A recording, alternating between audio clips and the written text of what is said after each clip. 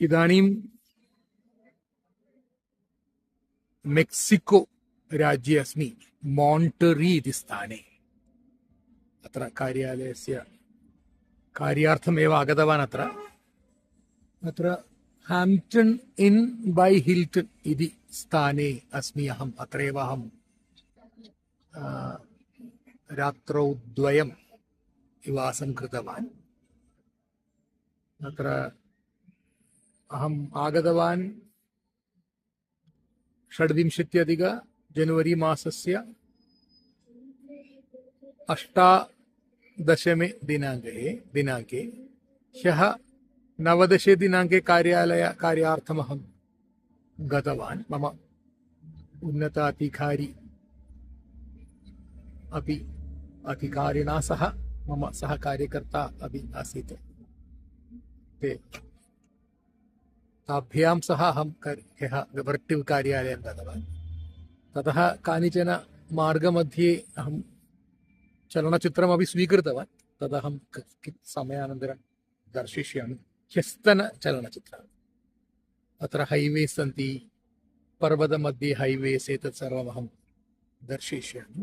इदानीं प्रातः 9:30 अद्य 20 दिनाङ्कः जनवरी मासस्य 26-2020 वर्षस्य। इदानीमहं विमानयानस्थानम् इत्युक्ते एर्पोर्ट् प्रति गन्तुं प्रतीक्षां कुर्वन् अस्मि। कार्यानं कार्यालयतः आगच्छति, तदनन्तरम् अहं गमिष्यामि। इतः हैम्प्टन् इन् बै हिल्टन् इति स्थाने अस्मि। कार्यालयस्य कार्यानम् इदानीम् आगच्छति इति अहं चिन्तयामि।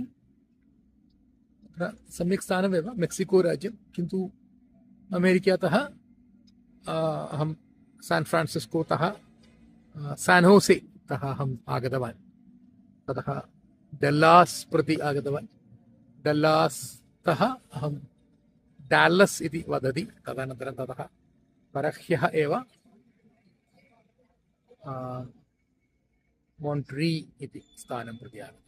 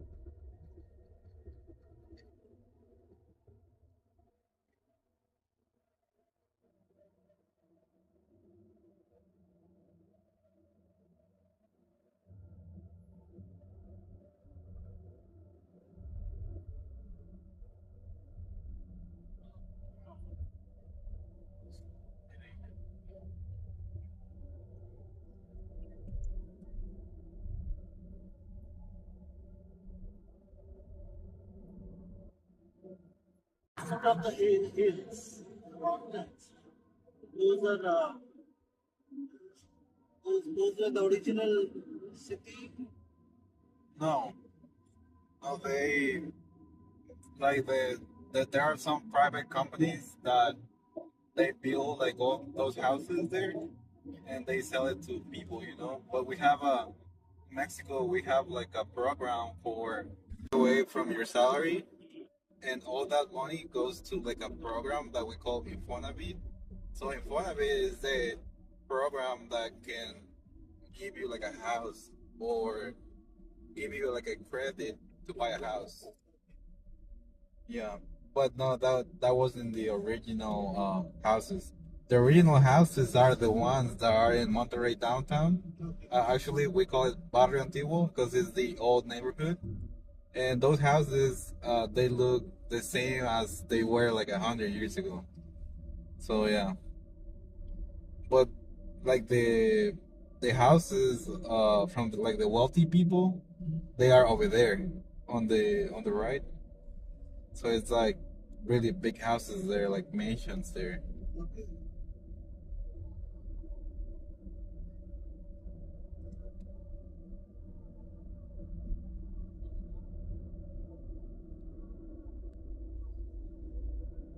अत्र परह्यः एव आगतवान् इदानीम् अत्र अहं प्रातःराशरः इत्युक्ते भोजनं ब्रेक्फास्ट् कृत्वा इदानीं गच्छन् अस्मि एव इतः अहं डाल्लस् प्रति गमिष्यामि तदनन्तरं ततः अहं कोलम्बस् इति स्थानं प्रति गमिष्यामि यत्र मम कार्यालयस्य हेड् क्वार्टर्स् अस्ति धन्यवादः मम कार्यानं तु आगतमेव मम चालकः एव तेन सह इदानीम् अहम् एकं चित्रम् अपि स्वीकरिष्यामि तदनन्तरम् इतः गमिष्यामि मोण्ट्री इति स्थाने अस्मि इदानीं मोण्ट्री विमानयानस्थानतः कानिचन दृश्यानि So this is the Montreal airport where I have a flight to go to Dallas Fort Worth right now. It's an American Airlines flight. Montreal इति स्थानस्य विमानतलमेव पूर्वमेव उक्तवान् अत्र इदानीं मध्याह्नसमये